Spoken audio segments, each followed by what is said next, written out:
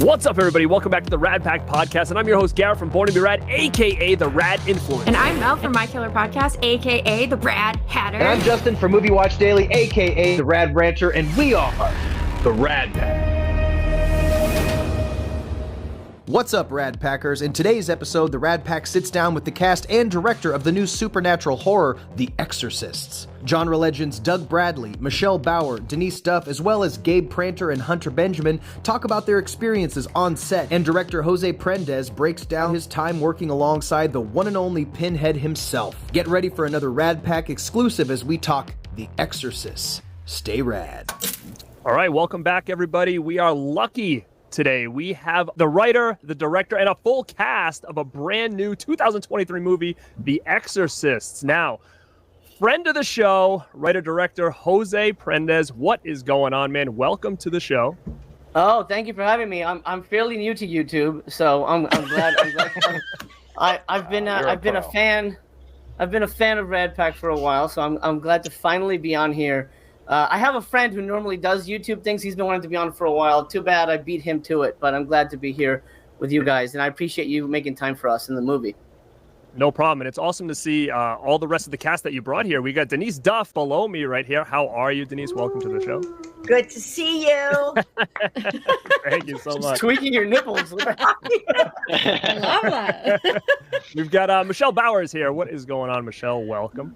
Oh, thank you for having me. I'm so excited to be a part of this project. Thank you. I love it.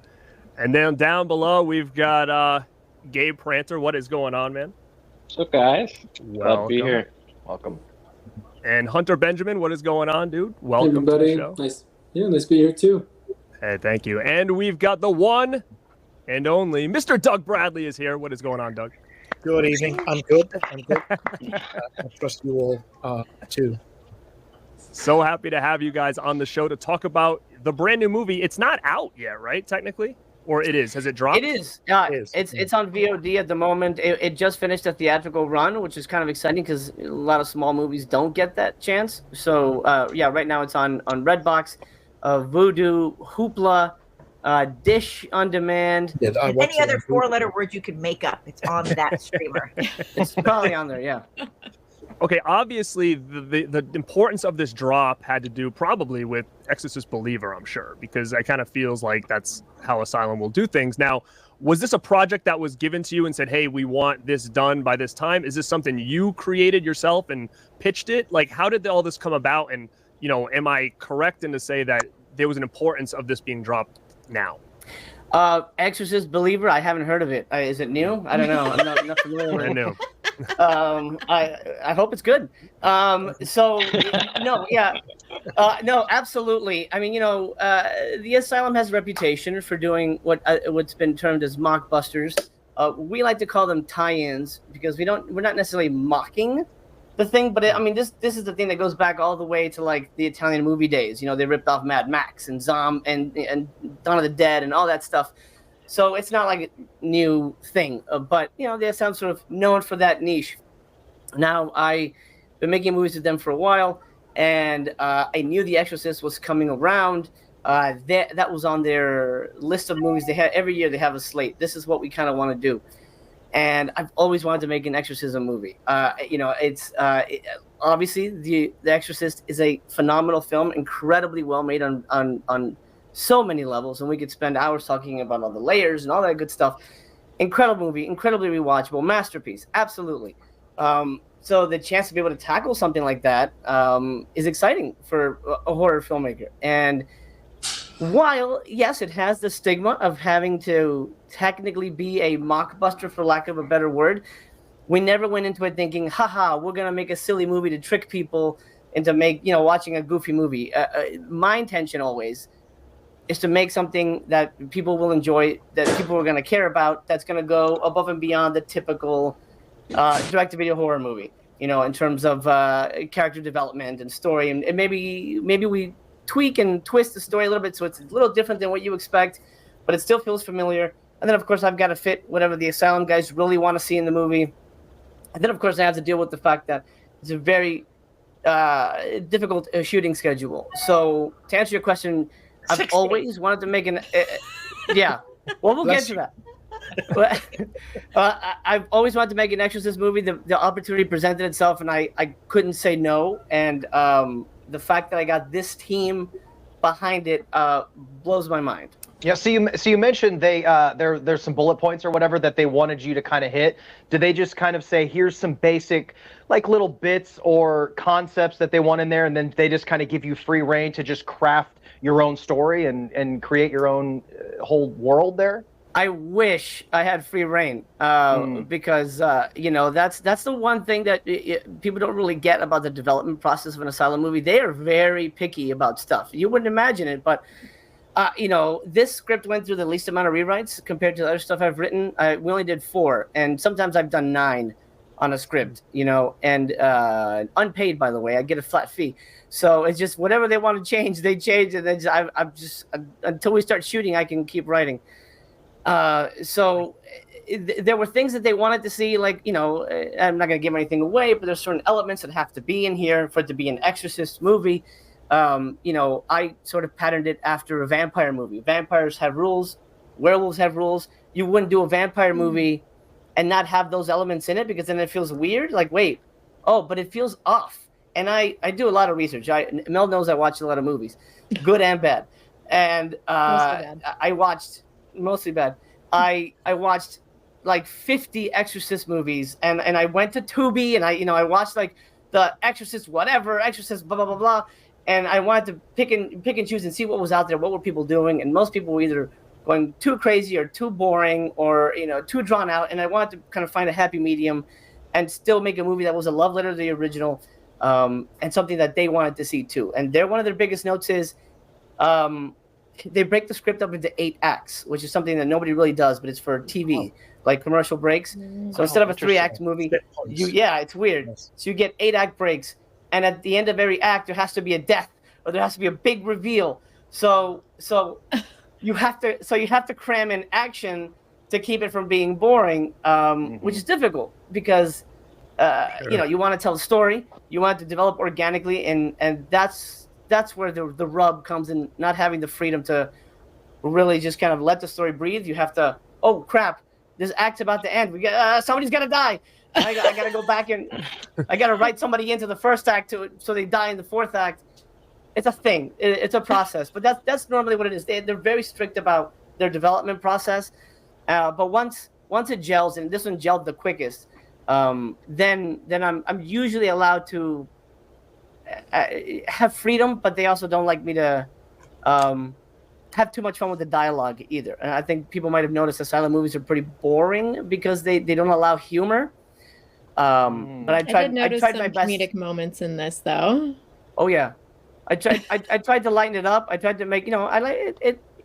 Humans are. It's okay to laugh, even things are happening. Or introduce humor in a way that the audience can breathe, but the actors don't need to be ha ha ha ha. Because it works. Like Scream is humorous, but nobody's really laughing at the jokes. You know what I mean? That's a perfect example. Did you have any funny moments on set, like blooper moments? Oops. 0. It was very serious, the whole thing. Yeah, perfect. Get it out, no smiles.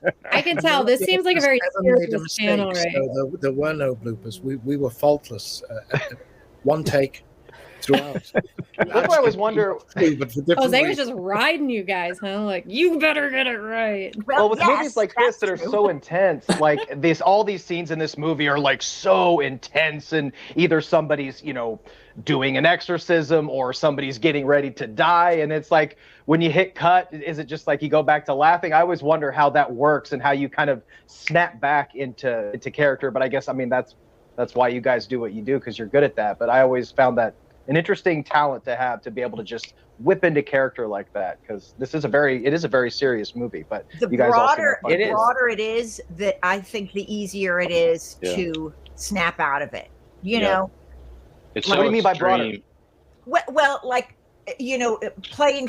I've played demons and vampires, and it's tragic. It's you're going in for a kill, like you're doing something so big, so broad, and you're not even really human, but you're going for it. And then when they say cut, you're like, oh my gosh, that was so fun. As opposed to like maybe just being like sad that you found out you had a miscarriage on a soap opera scene, and like you're done with that, and it might stay with you a little. But this world, these horror films, it's I don't know. Anybody? Do you agree? No, same. Yeah. Same. It was actually really fun. Like, yeah, I think it was just playtime. It felt like playtime. I love for the it. most part. And being surrounded by however many corpses we were surrounded by on set. That was pretty wild. It's very easy to just drop right back into, oh, this is very serious. We're somewhere that this isn't. Right. Yeah, there was quite a bit of gore in there, so that was kind of nice to see. And they don't normally like gore, so I wanted to add some red stuff. Yeah. But look at this cast you got here, man. Let's talk about this. Like, did you handpick this cast right here? Because it's pretty rad. Because it really kind of, just like you said, it's a little bit of a throwback to people that are into the genre. Oh yeah. So. No, absolutely. I mean, the classic. But we're all fans. Oh, yeah. No, absolutely. I mean, the chance to get to make a movie is to get the chance to work with these people that you idolize, that you find so cool and that you want to work with. Doug was at the top of my list. I said this on the last thing I was interviewed for, and I met him at a convention years ago. And he was just very nice and just very kind to me and my wife. I'm like, man, what a nice dude. He seems like he'd be really fun to work with. So I kind of always sort of had it in the back of my mind. I'd like to put him in a role where it's very against type, and this was it. Let's turn Pinhead into a priest and see what happens. That's perfect, man. If I'd been an asshole to you, Jose, I wouldn't have been in the movie. Is this what you're telling me? That's 100% true. It was between you and Pam Grier, and I decided no. Pam Grier may be in my next one. I don't know, but anyway, it was just a dream to have these people in it, and Denice was in my first movie when I was literally out of film school, and I was a fan of her Subspecies films, and we've stayed in touch. She shot maternity pictures for my second baby, and we're dear friends, and this was just kind of a role that I thought she could eat up and have fun with, and she said yes. And Michelle was sort of late in the game because she does the voice of our demon character, but she was a connection through a friend, and I'm a huge, oh my god, Michelle Bauer, the queen of the 80s. Oh my god, it's amazing. So to be able to say, and I only really spent 2 days with her. I mean, most of you didn't really spend much time with you, but Michelle was with us in the recording booth maybe a total of what would you say, 10 hours, 11 hours, Michelle? Yeah, I say 10 hours, 11 hours. Yeah, that's right. Now we're fast friends, and I want to find a place for her in everything I do. She's just incredible. And Kate Hodge, who's not here with us tonight, of course, the final girl from Leatherface, and she made a movie with Brandon Lee. Holy crap. She's amazing. So to say I handpicked them, I guess would be accurate, but of course the producers had to say, and so there's there's a little back and forth, and I tried to plead my case as to why these people are the right people for the job, and they respond to passion, which is good, because it shows that you care, and I think that's important for movies of this level. Gabe sent in an audition tape as well as Hunter for their roles. Can you speak to that? Do you guys prefer self-tape or being in the room? I don't know. I think I kind of like self-tapes. I know a lot of people don't, but it's like I can do it whenever. I can do it at 6 o'clock in the morning, or late at night. I like that I got to just do this at my kitchen table with Jose giving me notes, and I did one take, and then he was like, all right, I need a little more Radu, but a little less of the voice of Radu. Right? If you've seen Subspecies. Like, I love that he kind of set the world around the vampire series that he admires. I had no idea about when I was watching the movie. It's a beautiful looking movie. You mentioned before we got on, I had no clue you guys shot this in 6 days. How the hell do you get a movie like this done in 6 days? Like, is it like 18-hour day? Like, how does that even work? Shout out to my DP, Mark David. Amazing. When we met, I'm like, look, we got 6 days to make this movie. This is my second 6-day movie. And on the last one, we had a pickup day. So technically 7. But that was with like limited crew, and we just did it like a couple scenes, whatever. But only 6 days on this. We didn't need pickups, which is kind of shocking. I wanted the movie to look like a Renaissance painting. I wanted it to feel like we were in this cathedral and to have this really warm look and, really play with colors. Because sometimes on a movie like this, you don't really get a chance to make it look really rich and unique and, make it look like a fucking movie. Yeah. And sometimes you just set up a light and go, and that's boring. And we wanted to make a movie that looked, incredible and didn't feel like it was 6 days. It was a lot of rushing, And Doug could probably speak to this because he's been on real movies, in terms of like, massively budgeted movies compared to this. We shot, our biggest day was 30 pages. And I think a regular movie might shoot 1 page, 2 pages a day, which is like, and that's, let's set the lights up. It takes 4 hours to light it. Okay, bring the actors in. We'll do this side of the angles, and then we'll go and light for 2 hours on this side, that kind of stuff. So it's a very leisurely. This was a go, go, go, go, go. And if my actors didn't know their lines, we would be screwed. And sometimes that happens on these movies where you don't even get to meet the actor till the day of shooting. I made sure that I met everybody. We did read-throughs. We did 2 of them. I wanted Hunter's part of what we call the Ouija gang, the young 80s contingent of the movie. And I made sure they hung out because I wanted them to feel like real friends as much as possible. I wanted them to be comfortable with each other. So we went, out of our way to spend that time together and really build that bond. Tell them so where that you when went. we have, he took us on a hike. On a what? At 10 p.m., he took us on a hike to see the ghosts up at an abandoned, burnt-down mansion in Pasadena. It was a beautiful hike. Sounds awesome. But At 10 he kept p.m. pointing. He would stop at a rock and say, "This is where the dangling woman is." Or there was one rock that you could sit on because you get pushed off. Don't ever breeze past that part, Jose. Don't ever breeze past No, absolutely correct. I actually saw an apparition there, so I always take people there in the hopes that we'll see her again. So one day maybe. But yeah, so we went out of our way before the movie started to really have it, and I told the actors, "You are the movie. Without you, there isn't. It doesn't matter what I do, and it doesn't matter what happens behind the camera. At the end of the day, the people watching the movie will see you and your performance, and that's it. If you guys don't care 100%, this is going to be shit. I'll do what I can, but it's up to you." And I'm so thankful that these actors gave a shit and they went above and beyond.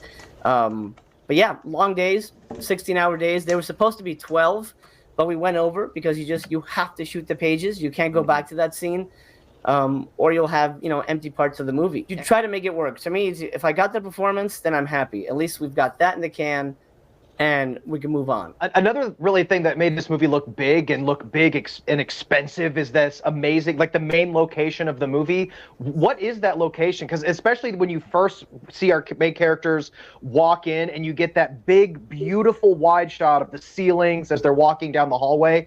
Was that any kind of CGI or was that just a massive location? What is that building? That's my house. I basically decided I knew it. I knew it. You're just in the basement right now. I'm just in the basement.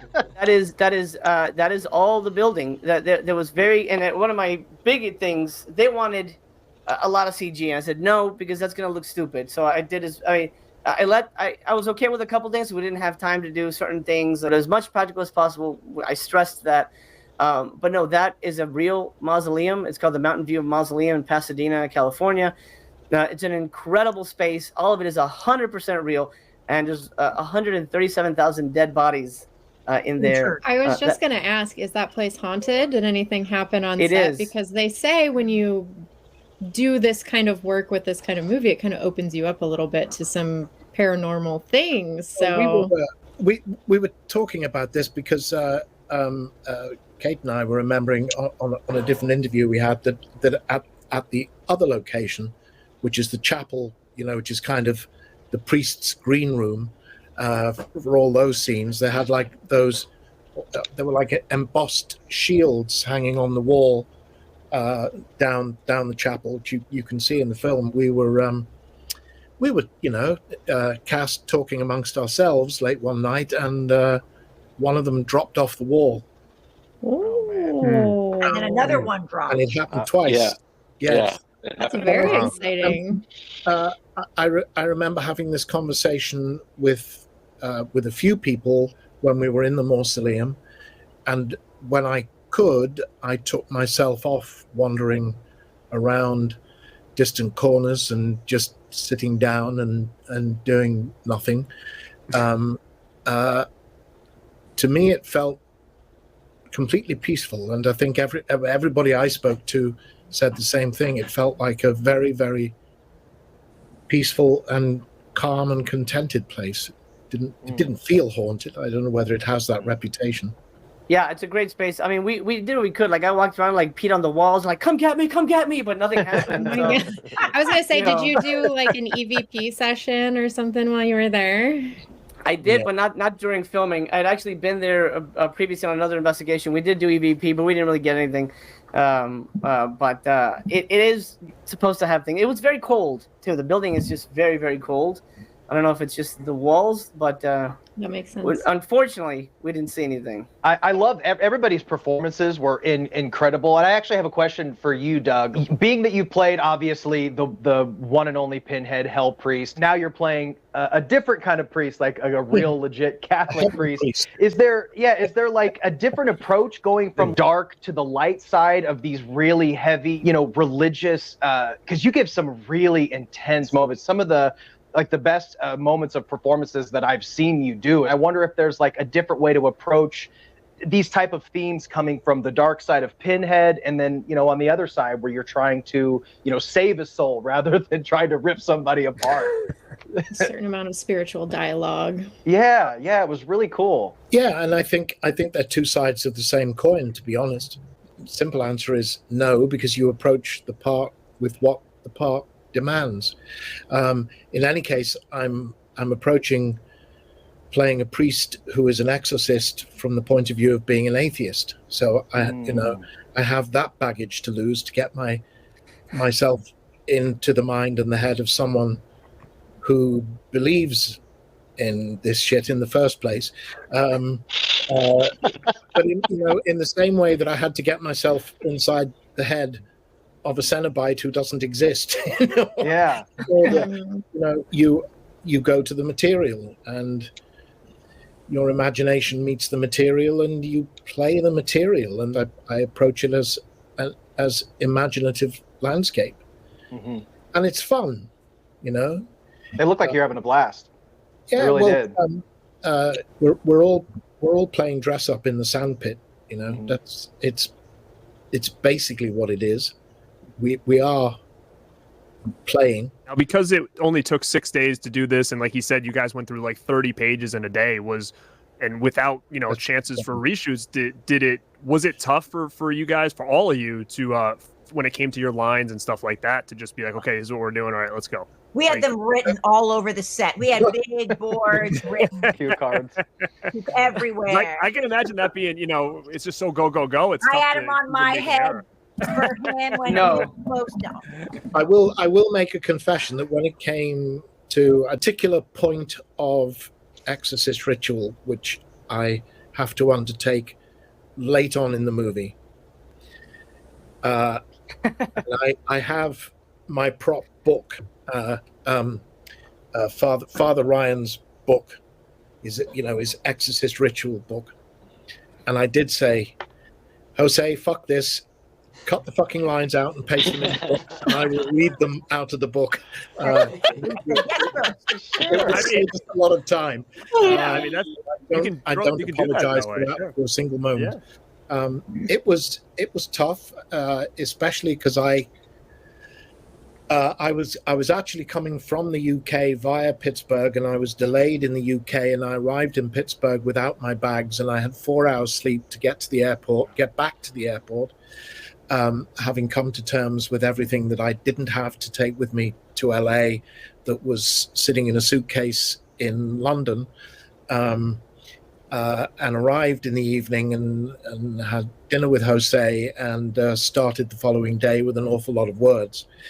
So it wasn't the best prep, not the ideal prep, let's put it that way.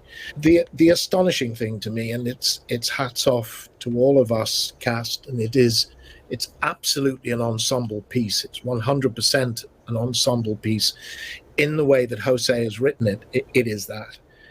And hats off to him that it does not look rushed. It was certainly, to answer your question, of course it felt rushed at times, if only because, you hear, okay, moving on, and you think, you fucking kidding me? Let me do another one. We're only just starting, aren't we? Just, so, but it's not rushed. It's more just, you come to terms with the pace at which you have to work, and you find that pace. But it never looks like, it looks as though Jose has taken an awful lot of time and care in the lighting and the setting up of the shots, almost meticulous care at times.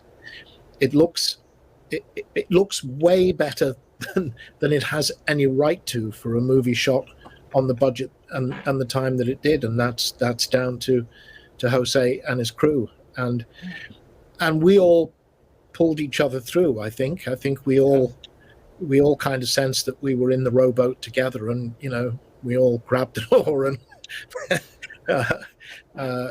and pulled hard. And certainly I arrived that morning and met everybody, and it just felt like straight away we kind of all had a great energy together. I'd also point out, I think I'm right in saying that we didn't get a shot until after lunch on the first day, so it was technically 5.5 days.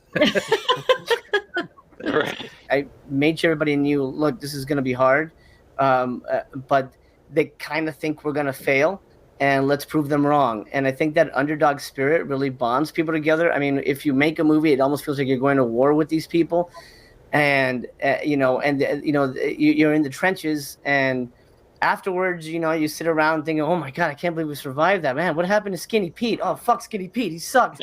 We don't talk about Skinny Pete. But it's like veterans reminiscing about stuff that happened, and you really go through the shit. And as stupid as it sounds, you're just making a movie. It's very difficult. It's very hard. It's very taxing on the actors. There was a lot of dialogue. Again, that goes back to development, because they want a 105-page script. They want you to turn in 105 pages, but they give you such a limited environment to play with that. For you to get there, for me as a writer to get there, anybody to get there, you can't fill it with special effects, because that's not going to look great, and I'm limited on special effects as it is. So you have to fill it with the easiest thing in the world, dialogue, and the actors are the ones that have to eventually regurgitate that. And by the way, all the prayers in that movie are actual exorcism prayers. 100%. Nice. You could put this movie on and save somebody, just so you know. That's terrifying. I feel as though a great shadow has been lifted from me just by the experience. You've all been cleansed. I don't want to keep on praising you, Jose, because it's getting very boring. No, go ahead. It's hard to hear for some of us too.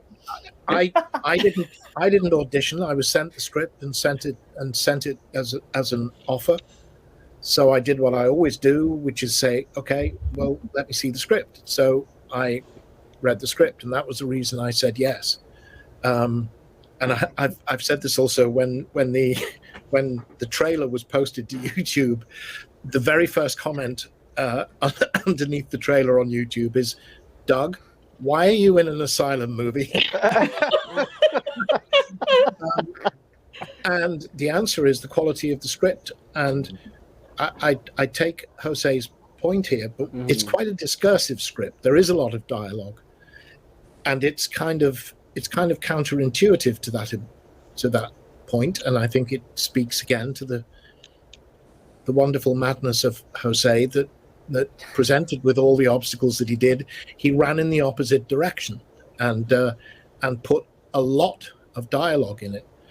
What that does is it fleshes out the characters, makes the characters interesting, makes the interaction of the characters interesting, and allows the narrative to breathe. And I think as much as anything else, that's what makes this, dare I say it, a quality little movie. Those are all good points, and that's a good point. Every character in this movie is dealing with their own issues. Everybody has a very distinct personality and everyone has their moment. Everyone Yes. has their moment. Mm-hmm. Yeah, exactly. Yeah, I was just so impressed with this movie, and it looks great. And Michelle, you got a chance to play a demon. One of my favorite movies is Nightmare Sisters. I love that movie so much, and you got to play a nasty little demon in that, and you kind of get to do something different, although it's a little bit different than that movie, of course. But was it kind of fun to channel that kind of like gnarly demon energy? It's got to be fun, right? Oh yeah, it was very exciting. I was very nervous. I was actually frightened to do it, but I did it.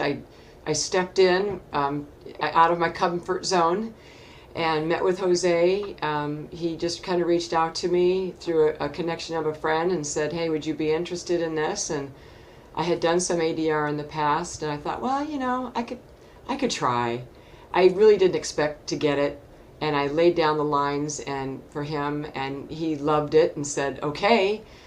But you know, and he sent me wanted me to go onto YouTube and look at how the voice of the original Exorcist was brought on. He goes, I'm looking for something like this. And I went, oh yeah, right. All right, Jose, never met you, but your standards are a little high, pal. So I did my best, and I went in, and when I met him for lunch before we went in the ADR booth, and I felt really comfortable with him, and I confessed to him just how scared I was. I had butterflies in my stomach, and gee, you're taking me sight unseen on this, and I'm going to give it my best shot. And we just happened to make magic, and it all laid down very well, very quickly, and it was just in the stars and the line to be. I can't explain it any other way. It was just meant to be. Just the spontaneity of it all worked perfectly. It's got to be different to not, like, it's far different than being like on a set where you kind of play off other actors or play off the locations or wherever you're at. Just you're kind of just in a booth trying to manufacture it on the spot. It's got to be challenging. Yes, it was, but it clicked. It went real well. Fantastic. It was an incredible performance. It's just all over. Just such a fun movie. I mean, it's not fun. I mean, people are getting killed and possessed and shit like that, but it's still fun. You know, it is fun. It's fun and entertaining, and the Jose Prendes film. Yeah, and you could tell everybody. Being that I'm assuming you touched on it a little bit, but it's not like you guys like some massive budget film where you guys can all like hang out and go to dinner and get to know each other for a couple weeks. It's kind of just like right to business, which all you guys, the chemistry with everybody was just fantastic. Oh yeah, so, remember Gabe on the second day, we were talking about something, and you were like, "Oh yeah. Wait, when was that?" And I'm like, "Dude, that was just last night that we were talking about that." Like how many days ago was that? Yeah, like we got so we were so close, all of us. Like when one of us wasn't being filmed, you don't go, like we didn't have trailers to go to, like you stayed on set, and it was very efficient. You know, there was plenty of snacks, there was food, but everything was right there. It was and so we would also have to move our clothes and our personal shoes because now we're shooting in the pews. Oh, okay. All right. So-and-so's napping in the pews. Get up. We need to shoot in this location. If we weren't working, then you'd go over by the exorcist room. And then, you know, we would huddle in there, and then that would get cleaned out and used for the exorcist room. And then we would go into the little chapel area, and we just sort of like stayed. There were really mainly two locations, and he made such great usage of those. As actors, we all, if we weren't in the scene, we were right there. We were watching the monitor. We were seeing, you know, what take just happened and how well it went and how fast it went for us to get ready and get our touch-ups because we were next. And just the humor, you know, getting to know each other on turbo speed was fantastic. I mean, I suppose, you know, on Subspecies, I was there for 3 months in Romania, and there were some people that kind of get on your nerves after that time. You know? So it's like a week together. It's just perfect. You know, we also like each other. I love you all. Yeah, it seems like it. I mean, for 6 days, it seems like the chemistry is still really good. Like right now, like considering it was only 6 days and you guys are pretty busy. So the fact that everybody's joking around and getting along great, it does seem like it was like that perfect mix and balance. Yeah, I mean, and again, it goes down not just to the cast, but the crew. If anybody in the crew is slacking, then that derails everything. And yeah, at the end of the day, the director, I love it's honestly the best job in the world because you get to make art and you get to make movies and you get to work with wonderful people like these actors and these crew and people who really love to. You can make believe for a living, or partially for a living, not really, but you can buy groceries that week. So I take that job very seriously. The director is the captain, and if the captain sucks, and if the captain is the problem, then the movie will not be a fun shoot. So that's why I did go out of my way to make sure that everybody knew that even though we were working very hard, we're gonna have fun, and that's why I would wear, pink piggy slippers and my Pikachu headset because I wanted to remind people that this is supposed to be fun. This isn't brain surgery. We're making a movie. We're not trying to cure cancer. But if you fuck up, I'm going to kill you. So people knew that. And we were all on the same page, so it all worked out quite nicely. It was a moment for me, Jose. I will tell you that. I know you had threatened it. When you actually arrived with the slippers and put the slippers on and put the Pikachu headphones on, there was a moment when you came to talk to me, and I'm listening to you, but I'm thinking, I don't know. I'm gonna find out in the next 5 minutes. I'm either dealing with someone who's genuinely exciting and original, or I'm in the hands of a complete and utter madman. I think it's a little bit of both.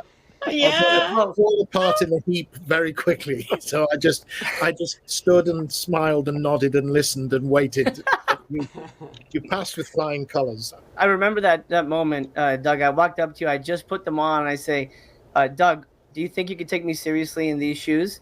And he looked down, and then he looked up and said, absolutely fucking not. I go, good. Okay. I love it. Perfect. Did any of you remember going to the bathroom and seeing another film going on? Yes. Right. Oh, yeah. It was so weird. It was like, oh, well, you're not. Oh, you're a priest. You're a clergyman. Oh, well, hello. You're full of shit. So am I. I had my picture taken with a bishop from the other movie. It was That is total. so funny. Wow. Oh, were they filming It was two like- movies at the same time there? Yeah, filming. I think it was another Exorcism movie as well. Oh, my wow. goodness. Missed that completely. But it was great having dinner on that second to last night when both storylines were sharing on the set, and and you guys were all bloody, and we're all just eating at this table, and all oh, nice to meet you. Oh, it's just easier to keep all your prosthetics on. The room that the exorcism takes place in looks amazing. Like you could tell you spent a lot of time giving that a very specific look with like the mist, like the lighting coming in from the window and the smoky haze. The thing I love most about that bedroom is that it's not a bedroom. It is a casket storage closet. Oh, shit. And the room. One of The room. favorite Go ahead, notes go ahead. that I've ever received on a call sheet, which is there may be caskets Yeah. on set. They may or may not have We'll corpses. play with them. Nice. Sorry, carry on, I will. Jose. Okay. Side tangent to that. I will admit now we didn't want to tell you guys at the time, but so I said, Crematorium. don't tell them because I don't want people to freak out. But some of those caskets did actually have people in them. Oh, wow. Did they really? Holy shit. Oh You're my just now, God. this is like breaking news right now?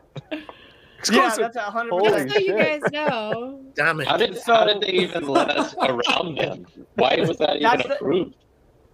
I don't. It was just like That's we have nowhere wild. else to put them. I'm like, oh, We're just gonna Jesus, act this is around 'em. fucked. Yeah, just Wow, like that's put them in the corner. But don't they put them in fridges? I thought. Well, I mean, I guess they're ready for burial, so they're all like embalmed, yeah. embalmed and everything. Wow. So, but anyway, fuck. The photo op in the Jesus. photo op. Oh my god. And the other answer to the question or the point you were making to Jose, I'll say it on his behalf. The man loves him a smoke machine. The haze looks really cool, though. It really did. The haze, it was great. And that's how you get that kind of light. You don't get that quality of light just turning it on. You got to give the light something to bounce off of. So you really have to bounce it off. But the closet, the door right next to where that shine bright is, it looks like a closet. But through that doorway is the crematorium. And while we were shooting, not in that room, but the chapel where the priests hang out is like in the next room. Somebody was being taken care of there that day. Oh my god! You needed to do some like behind the scenes stuff. Thank you. I never saw smoke up the chimney. Well, it's one of I did get one of those. It happened to me twice. That I went outside when we were at the chapel, not at the mausoleum, and the chapel was adjacent to what I thought was the business end of stuff, and there were gurneys and hearses parked in the a lot of hearses coming in. I used to own a classic hearse, and I was feeling very sentimental for the one I had, which has gone on to a better place now. But twice I was approached. Excuse me, Father. Oh no! Father Pinhead. This family rolled up, and they stopped by me, and I wasn't aware why they were doing it to begin with, and the guy said, "Excuse me, Father, are you open today?" His fucking mother was in there, and he brought the family to visit the mother. And they're talking to Pinhead. Oh my god! How far can I go with this? And I just my better demons or angels. I said, look, the first thing I need to tell you is I'm not actually a priest. Before you start confessing, I'm very confused as to why this guy was wandering around a churchyard. Should have just told him you were about to do an exorcism in the other room. No, I decided it would be better not to explain that bit to him. Explain that we were shooting a movie and I was playing a priest. And I said, to be perfectly honest, I don't know whether they're open today or not. I said, all right, thank you very much. That's unbelievable that it was in full operation while they have two movies shooting. I mean, what the hell is up with that's crazy. I had the opposite happen, seeing a hearse go by, and I was early to set. Makeup wasn't there yet, and I just stayed outside. And a hearse pulled up, and the first thing I thought of is like, oh, that's a good budget. Like that's a nice that's a nice prop. And then it just pulled into a parking spot, and a guy gets out, and I'm like, oh, a cool extra, well dressed. And he opens it up, and he pulls out a coffin and heads into that other room. And I'm like, oh, it's open today, and we're sharing. We're like sharing. Asylum spared no expense with coffins and hearse. Yeah, it's crazy. That's a real mood. Suck it, Avatar. We had I mean, like I said before, for 6 days, it seems like you guys had a lot of fun on this set, considering how stressful it could have been just to try to get it all done. And I know you had mentioned where we can find it now on all basically streaming platforms on VOD at this point. I did briefly, I don't know if I talked to you, maybe I saw a post, but being big fans of physical media and like yourself, Jose, you do expect this to hit some kind of physical media format at some point, right? Yes, I've been informed that we will have a DVD before the end of the year. I've not been given a date, but someone had said December a while ago, so potentially December there will be a DVD, and then fingers crossed. I'm pushing real hard to make this Asylum's first 4K release, which would be sick. Incredible, because Justin was saying, I mean, we spent a lot of time on the look of the film, and it looks incredible in 4K. And I'd love for people to get a chance to really see it, because we spent time on making it look like, we didn't shoot it for the budget, the coffee budget of Exorcist Believer. We tried to make it look like a massive movie. So nobody, because I'm also a film critic, and I don't necessarily care about a movie's production. It's all about the movie. At the end of the day, whatever the movie is the movie. If it was shot in 2 days, great. But if I don't like it, I don't like it. It's fine. But if I love it and it was shot in 6 days, that's an even cooler thing. For me, it's more, what is the movie? At the end of the day, that is the piece of art, and it should stand by it. And I, as a filmmaker, I stand by that as well. So I don't necessarily share that it was a short movie, but if people like it, I go, we shot it in 6 days, and then they're even more impressed that I never would have guessed. Yeah, that's incredible. That would be amazing if they would. I can't believe they've never done, because I know they've released physical media for hundreds of their movies, but that's crazy they've never done a 4K. That would be really incredible for you and everybody if they were able to get a really nice, beautiful looking release. They're very much of the mind that physical media is dying, but I think at least most of us here know that physical media is alive and well, and I think there's a real market for movies like this. And Roger Corman movies have stood the test of time, and Full Moon, is still very much alive. So who knows? In 10, 20 years, people are looking back fondly on Asylum movies, and I'll be like the Joe Dante doing interviews. But like you said, Full Moon, they're starting to put out 4Ks now of a lot of their films, and even still, like we were talking about Nightmare Sisters earlier, like Michelle's seen a lot of these movies that are coming out in these big formats, like from Vinegar Syndrome, like that got a nice release, and there's a bunch of other ones that you were in that I think that they touched upon as well. And going back to the physical media game, Doug, you got the Hellraiser box set is coming out in 4K from Arrow Video, and that's one that everybody's looking forward to. So okay. So are we breaking this news to you right now? The first four movies. First four in like a box. I never know much about what's going on with all that stuff. Which movies are they bringing out? It's never all of them. The first 1 through 4, just 4 together in a box. 4. Okay. So yeah, as we kind of finish things off, does anybody want to mention anything that they've got coming up? Like Jose, you got anything else after this now that you're in the works right now that you can talk about?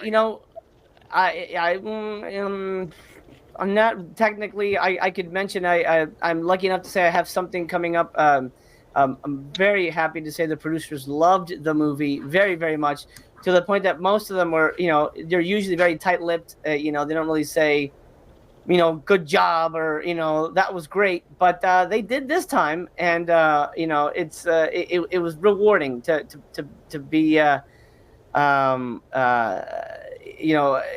at least recognized for trying hard, and I like that they like the movie, because that means that they will hire me again, which they have.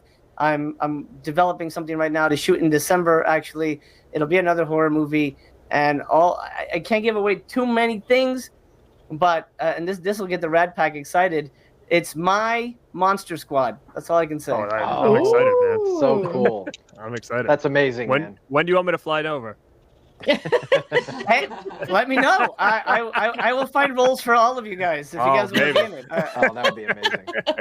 Yeah, absolutely. And so that's exciting. So that's what's happening sort of on my end of things, and then of course promoting this and the physical media release down the line, and figuring out different ways to work with everybody on this panel, because I love them dearly.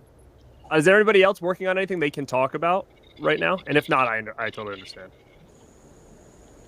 I have there's a couple of things in the works, but best not to talk about them, because the more you talk about them, the less they happen. I have 3 conventions coming up in a hurry as well.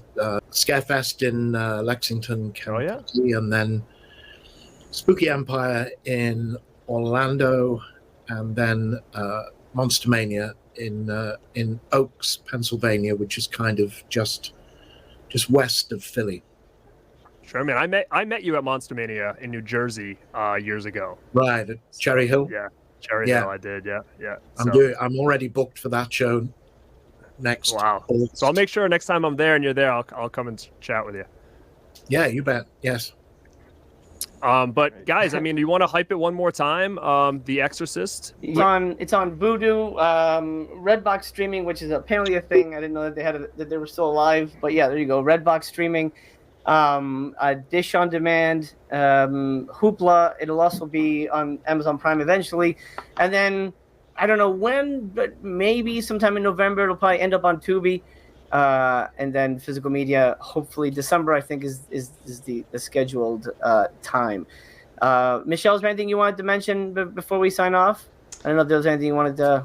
No, I'm just convention-wise doing some shows. I'm doing the Cropsy's CreepyCon on the 22nd of October. Then we have Linnea Brink and I will be at FrankenCon in Tennessee.